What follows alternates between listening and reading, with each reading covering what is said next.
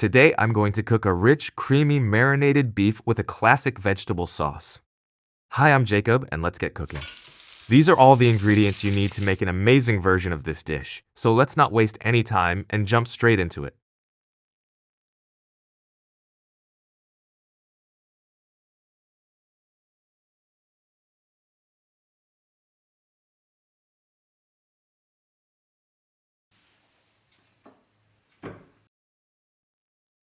First, we cut the bacon into thicker strips and place them in the freezer. The reason we freeze the bacon is simple. It makes larding the meat much easier. When the bacon is firm, it slides into the meat cleanly without falling apart. Larding the meat is done for two main reasons. The first reason is flavor. As the meat cooks, it absorbs that smoky, rich bacon taste, which takes the dish to another level, even though good beef already tastes great on its own. The second reason is texture. The bacon helps the meat stay juicy during cooking, preventing it from drying out. However, one important note: if you're cooking for kids, they might not enjoy the pieces of bacon inside the meat. Some kids simply don't like that texture or flavor combination, so it's always good to know your audience. Personally, I skipped larding for about 3 years because my kids wouldn't eat it that way. Next, we take the remaining bacon and cut it into small cubes. This dish is not just about the meat, it's equally about the vegetables that create the base of the sauce. For this recipe, I use celery root, onion, carrots, and parsley root. These vegetables together build that signature flavor. Dice the onion into very small cubes. Just to give you some context, today I'm cooking about 10 servings, so this will be a big batch, and the whole process will take around 3 hours.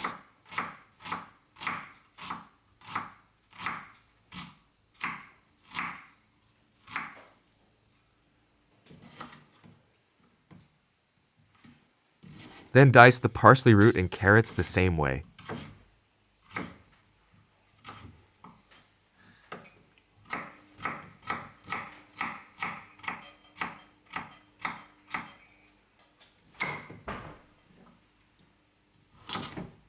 One important tip: carrots are what give the sauce its beautiful color, so don't be shy.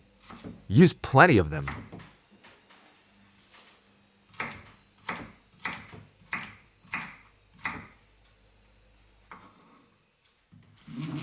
Then dice the celery root as well. I personally love the flavor of celery in this dish, so I use a whole smaller root. But if you're not a fan, you can reduce the amount. Even a quarter of a root will still work.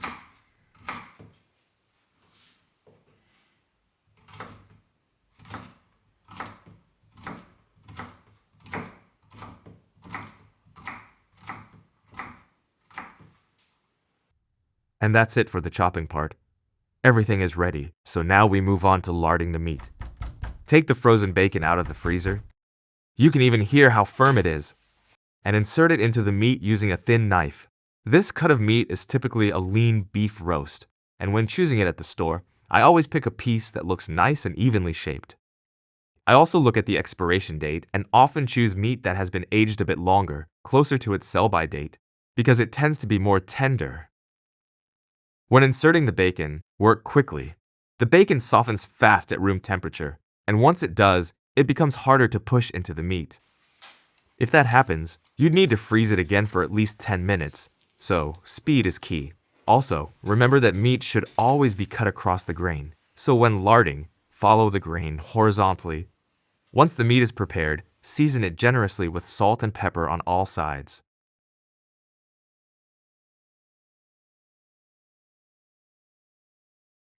Heat oil in a pan and sear the meat until it's beautifully browned all around. This step is incredibly satisfying. The aroma of searing beef is amazing and really sets the tone for the whole dish.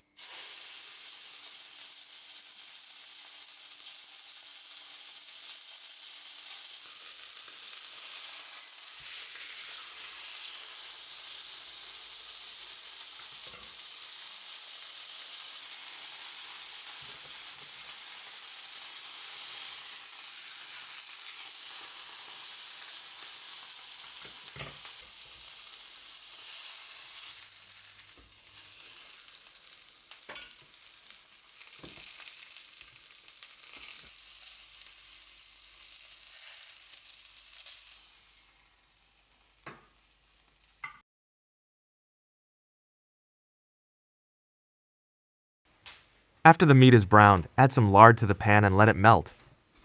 Then add the diced bacon and sauté it until it releases its flavor. This step builds a deep, rich base for the entire dish.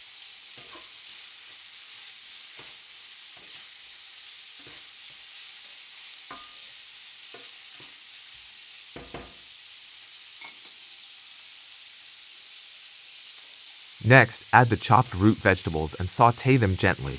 Lower the heat slightly. You don't want to burn anything.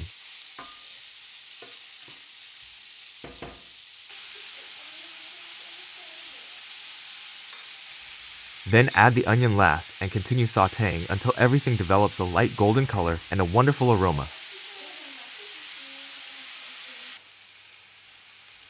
Season with salt and mix it in well.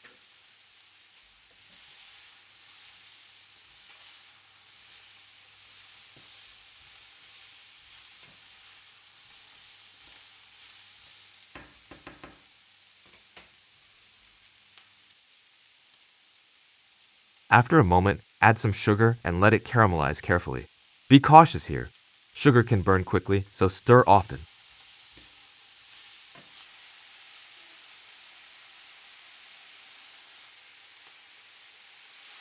Then add a tablespoon of vinegar and let it cook off.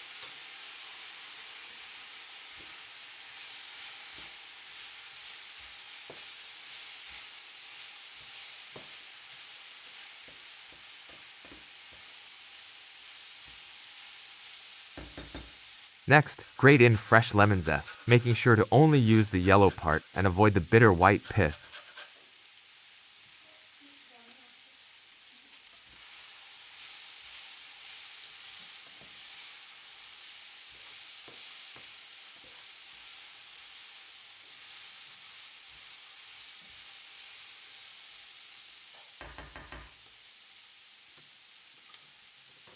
Finally, add a spoonful of full-fat mustard. Stir everything together and sauté briefly, making sure nothing sticks or burns.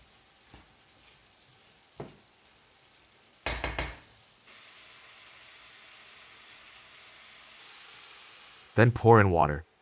Some people prefer to use broth, but honestly, the beef itself creates a rich natural flavor during cooking, so water works perfectly fine. Let the mixture simmer for about 10 minutes. While the vegetables are cooking, prepare a baking dish. Lightly grease the bottom with the meat itself to prevent sticking, and pour in all the flavorful juices from the pan. Then add the vegetable mixture.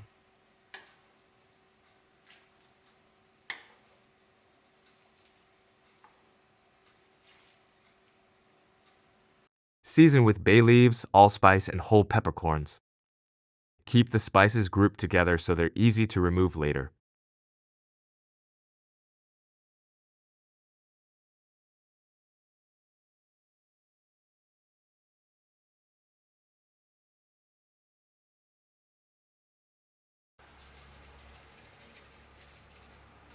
Add a bit of thyme and place a small piece of butter on top of the meat. This adds even more richness. Preheat the oven to 320 degrees Fahrenheit, 160 degrees Celsius. Cover the dish with a lid and bake for about 2 hours. That should be enough time for the meat to become tender and the flavors to fully develop. While the dish is baking, and trust me, it smells incredible, prepare the cream mixture. Take heavy cream and mix in a bit of all-purpose flour. Start with a thicker mixture and gradually thin it out. This helps prevent lumps. The flour serves two purposes. It thickens the sauce and prevents the cream from curdling when added to the hot mixture.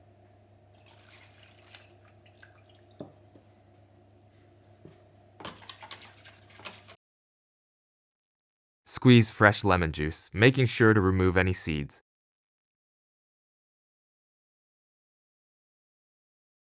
After about 2 hours, remove the dish from the oven. Take out the spices.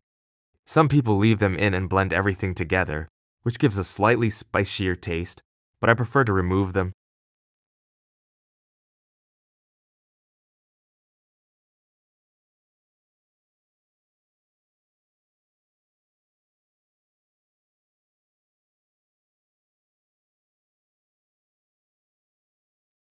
Take out the meat and transfer the vegetable mixture into a pot.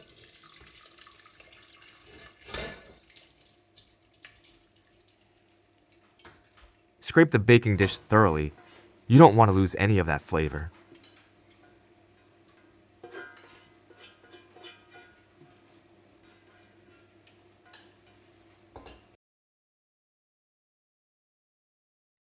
Add a small piece of butter for extra richness.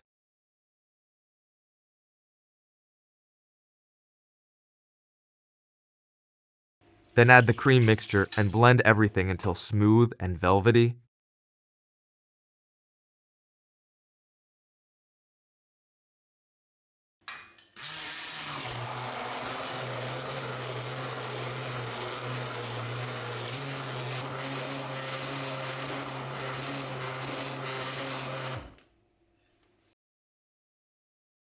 Add sugar to taste. I make mine slightly sweeter because I have kids.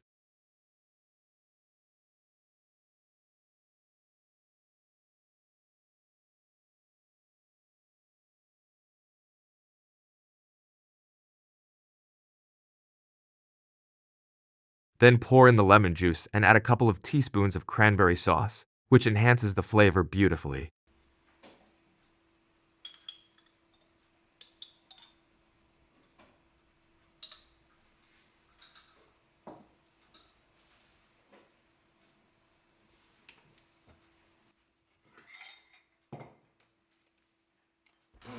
Blend again thoroughly. Let the sauce simmer gently for about 10 minutes. Be careful though. Because of the cream, the sauce can curdle if overheated. If that happens, don't panic. Just blend it again and it will come back together. Taste the sauce and adjust with a bit more sugar and a pinch of salt if needed.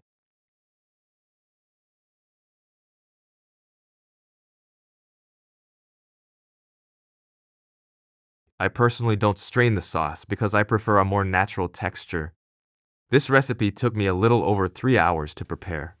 On my channel, I also have a faster version that takes only 60 minutes. This slower version is definitely better, but not 3 times better. Maybe just a few percent. Still, that small difference can really matter when you want something special. On the other hand, if you're short on time, like on a busy Sunday when you still want to enjoy your day, the 60-minute version is incredibly useful.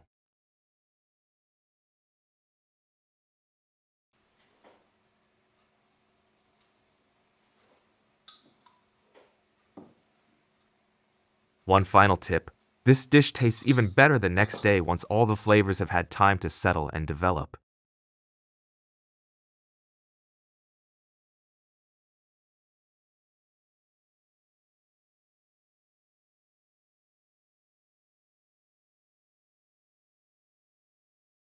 And that's it for today.